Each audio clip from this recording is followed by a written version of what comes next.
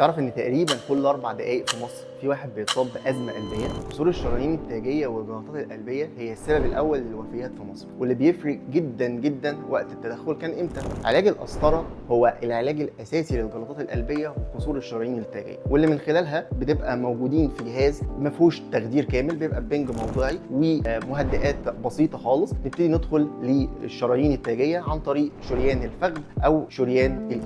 في معظم الاحيان بنقيم وضع الشرايين، احيانا بنلاقي الضيق بسيط جدا مش محتاج دعامات، ما بنعملش حاجه خالص، او نلاقي الضيق شديد ومؤثر على سريان الدم للشرايين، فوقتها بنحتاج نركب دعامات. فلو حسيت باي الم في الصدر، خصوصا لو الالم ده بيجي مع الحركه او المجهود، او حسيت بنهجان او صعوبه في التنفس او كتمه او حجر على صدرك، من فضلك توجه للطبيب المختص فورا، لان ده ممكن تكون علامه لكسور الشرايين التاجيه. فما تترددش في زيارتنا في عيادات اندلسيه.